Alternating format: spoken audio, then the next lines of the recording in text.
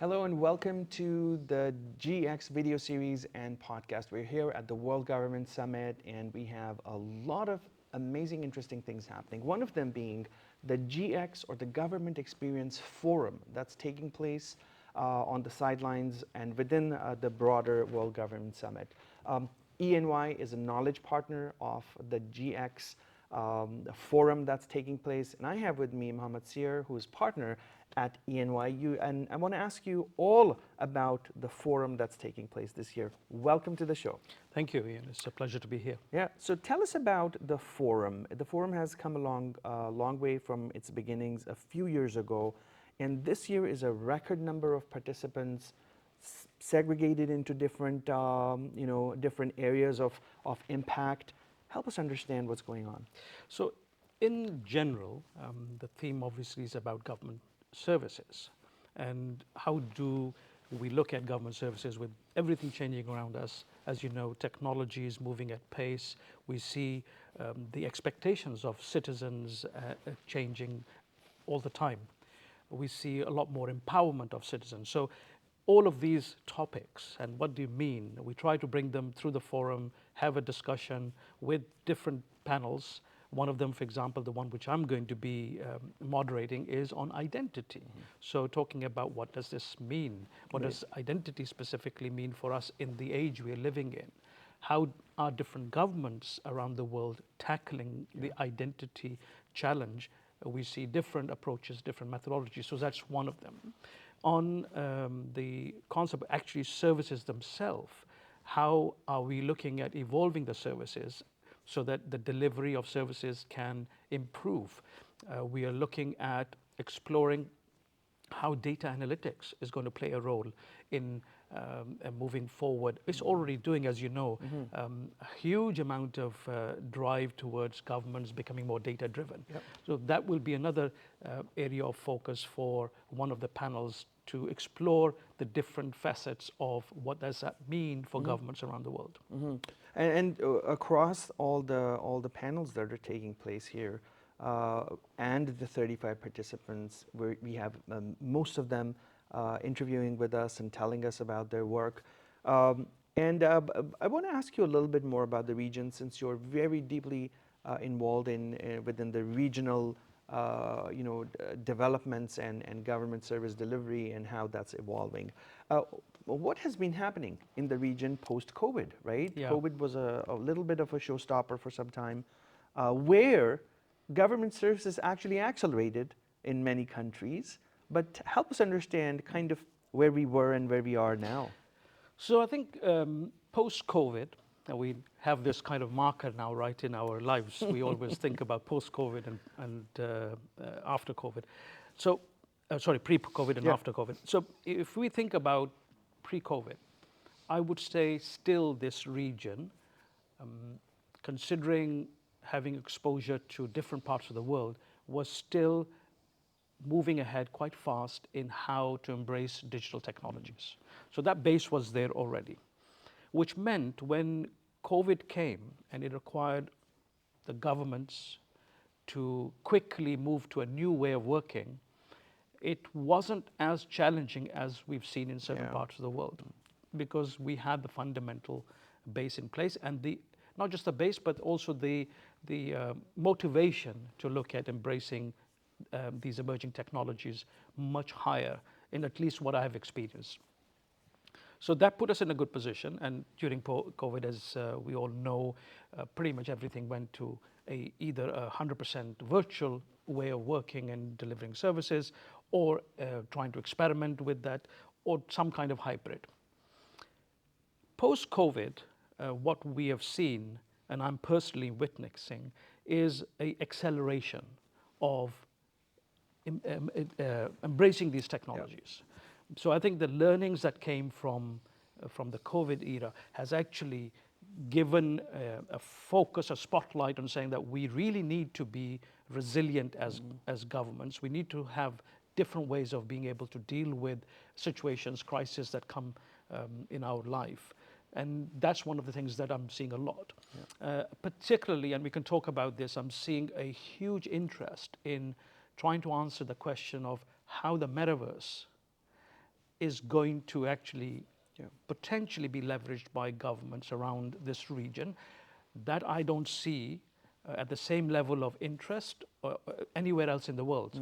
Everyone I talk to, even last night I was having dinner with a few people from different parts of the world, and they're saying, what you're talking about metaverse, that's way behind in our agenda to think about service delivery, whilst here there's already a movement towards that. Yeah. Prototypes are happening, people are trying to experiment with it. Right, right, absolutely. And I think that's the nature of the world. These digital transformation journeys are in some places really far ahead, and in some places there's a struggle to even enable basic services. Even speaking about the Middle East, you've had the UAE generally really at a kind of a front runner position when it came to digitization, digital identity. The Emirates ID has been out for many years. Service centers, yes, provide digital government services, but then they're all online as well. And there's hundreds of services that are available to be leveraged online. There are multiple apps, including the mystery shopping app, the Hosn. There's so many of them that help a citizen or a resident or a person have that personalized one-on-one with government with very less friction. I mean, sitting at home, you can be doing whatever. Similar journeys in Saudi Arabia, as an example. Great market. They came up with their pandemic app, Tawakkalna, during the time of the pandemic.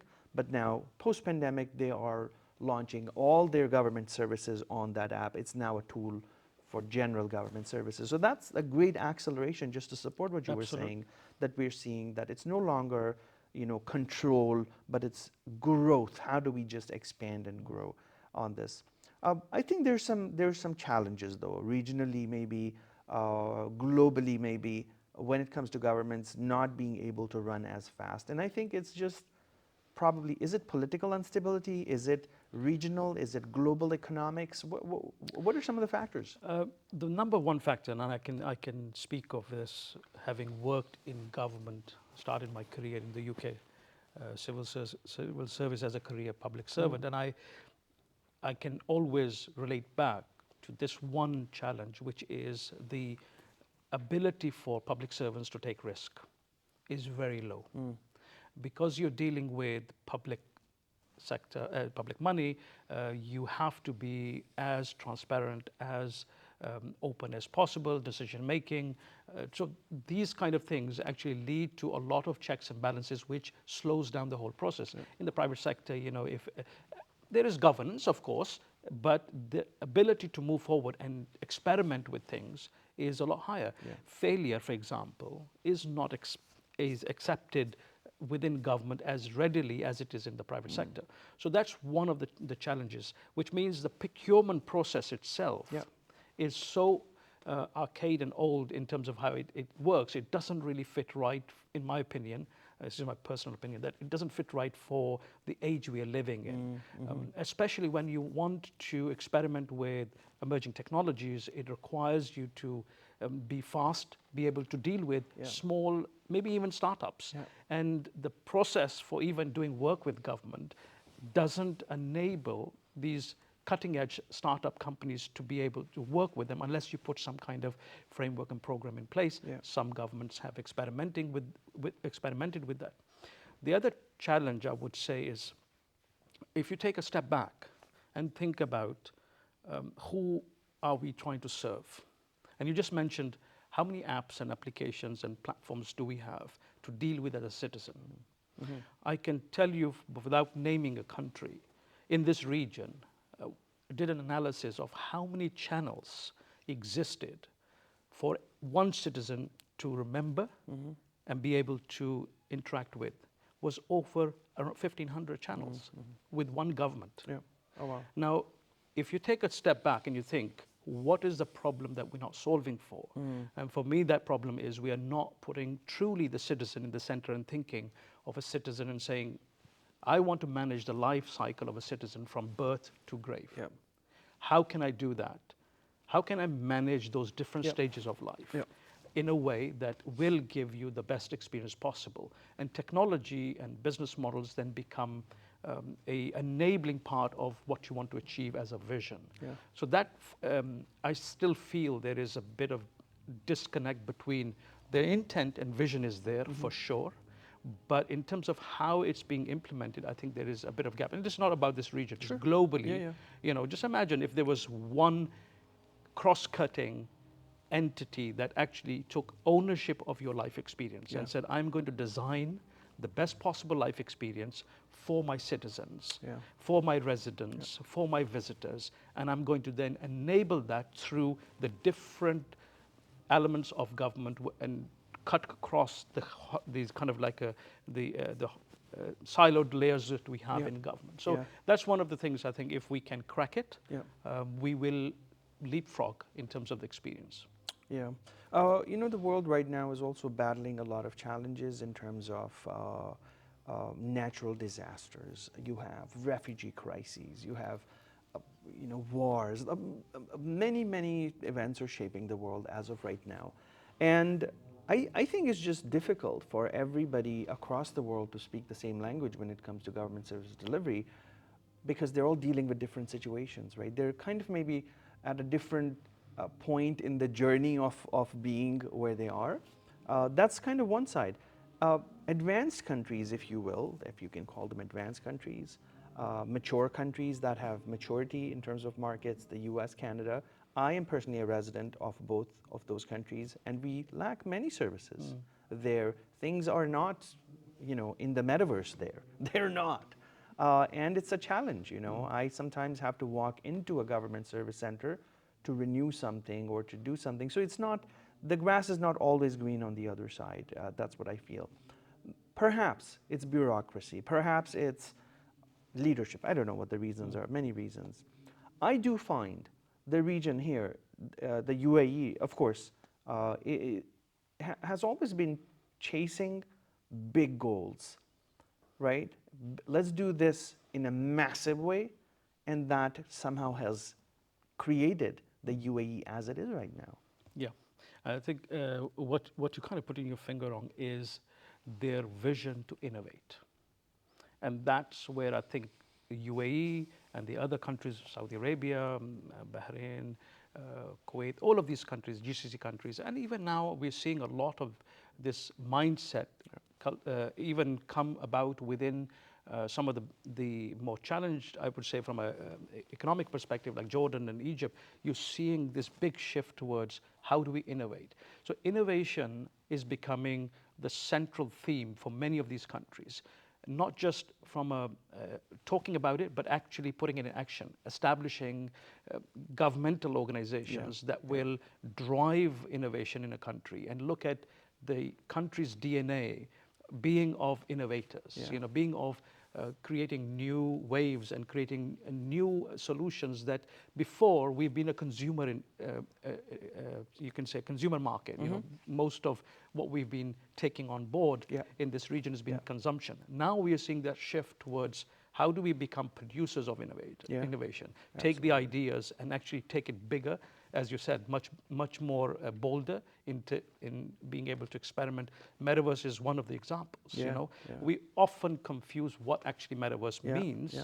I simplify it, you know, into, you know, if something didn't existed before, then we can't call it metaverse. So I know a lot of people talk about blockchain and they connect it and say blockchain is the metaverse. They talk about maybe digital twins and all this, you know. But for me, it's simply taking something and going to the next level of a 3D virtual experience that you can create online.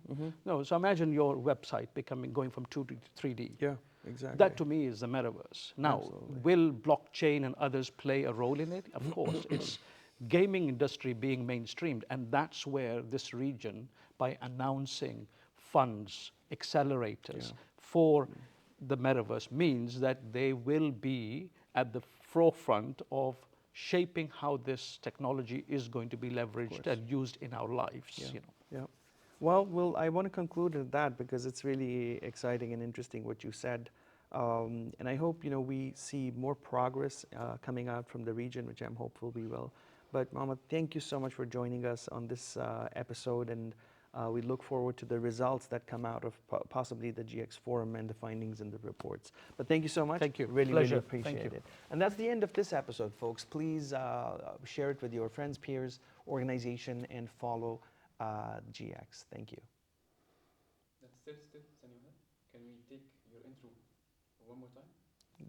The exit or the intro? The introduction. To the session? Yeah, one more time here. Okay. Hello and welcome to the GX video series and the podcast series. You're probably looking at this on a video channel or listening to it through one of our partners. The GX series is being recorded live at the World Government Summit 2023 right here in Dubai. And the global community of government leaders, innovators, critical thinkers have come together here to talk about the future. In this episode, I have with me a very important partner to the summit, and let's dig in. Okay, thank you so much. Thank Really you. Can I appreciate do a it. picture with my camera?